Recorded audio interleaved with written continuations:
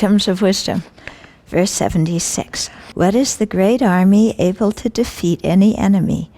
The power within oneself of one's spiritual integrity and character.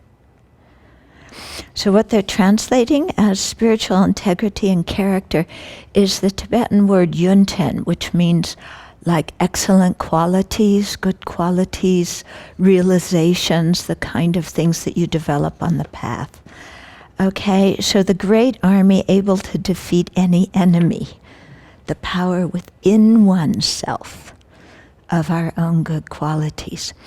Okay, so this is coming from recognizing that the enemy is never outside.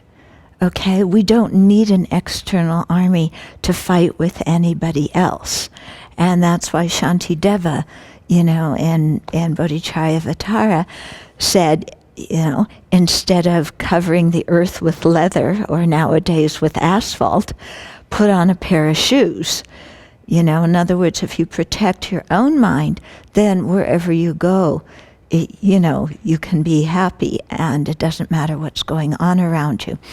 And so that really comes from this whole worldview that our problems are not external, and that problem solving, it doesn't involve being Mr. or Ms. Fix-It of all the external problems and rearranging the world, okay? But that this is a psychological or a spiritual thing that's going on that involves needing to change what's inside here. Because the thing is, as long as we have anger in here, we will find enemies to get angry at. As long as we have craving in here, we will find objects of attachment that we glue ourselves to.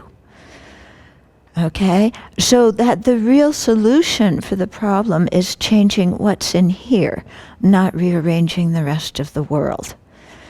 Okay? Because the thing is, wherever we go, our mind comes with us. Yeah, it'd be kind of nice, when you arrive at U.S. immigration, if they said, sorry, your attachment cannot enter. Your anger and your jealousy and your pride, we're putting them on the plane back to where you came from. They can't enter the country. Yeah, but these are the things where you really need visa stamps. refuse. But the problem is that these things come with us everywhere we go. Yeah, and so the only real way to deal with them is, to deal with them inside of ourselves. Yeah, because no matter where we go, they're coming with. If we don't really deal with the root of the problem, it's like out there in the garden, with the knapweed, if you don't get the roots of the knapweed, it's just going to grow again. Yeah, so same thing here. So I think it's quite interesting, an army that defeats every enemy.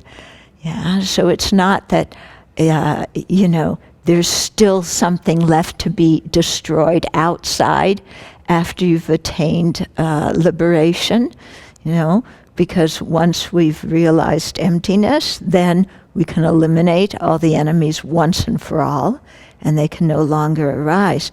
In the meantime, because realizing emptiness can take a little bit of time, it's not so quick, cheap, and easy, then we have to learn the other antidotes for all the other afflictions. And then, there's individual antidotes for each affliction. Yeah. In addition to learning what the antidotes are, we also have to learn how to identify the afflictions when they're in our mind. Yeah.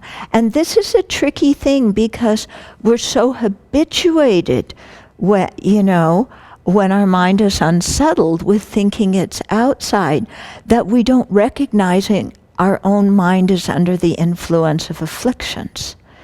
Yeah, and so there might be a whole lot of emotional turmoil inside. We don't recognize it at all. In the meantime, afflictions are like bubbling up, and then they're turning into actions, and we're elbowing everybody and yelling at them and, doing our usual circus routines. Yeah, which is what we do when we're unhappy. Yeah, and so, we have to learn to identify these afflictions when they're in our mind. Then also remember the antidote. Then apply the antidotes, because I also see what happens. Some people have trouble. They can't identify the afflictions in their mind. Somehow, when they grew up, they never learned the words to describe their own internal experience, so it's hard for them to identify what's going on inside. Other people, so they have trouble recognizing the afflictions. Other people don't have that trouble. They recognize their afflictions. Yeah, I'm angry. You're wrong. I'm right. Change. But they don't apply the antidotes. Yeah. So it's not just a question of knowing the antidotes and having a lot of notebooks full of antidotes, but then when you have a problem, you're left standing there going, what do? I don't know what to do. I've been going to Buddhist teachings for how long? And now I have a problem, and I'm like, okay? So that comes from really, on a daily basis, not practicing the Lam Rim and becoming familiar with the antidotes. Because if we become familiar with the antidotes, and then we start, when we recognize the afflictions, then we pull out the antidotes and apply them.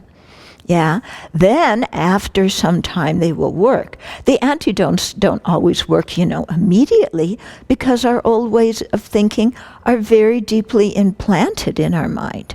Yeah, so we need a lot of familiarity again and again and again and again with the antidotes. But if we do that, then definitely our mind starts to change. Why? Because causes produce effects. And when you create the causes of remembering, a realistic perspective, then over time your mind becomes, that becomes more ingrained in you, and that realistic perspective comes more naturally. And even in the times when you might forget it, you can renew it very quickly. And so your mind settles down. Okay?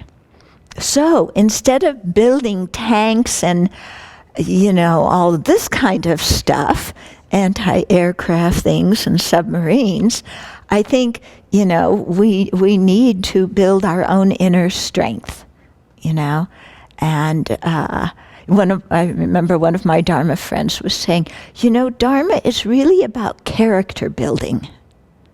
And I think it is. It's about building our character. Building our inner strength. Yeah. So, let's get on with it.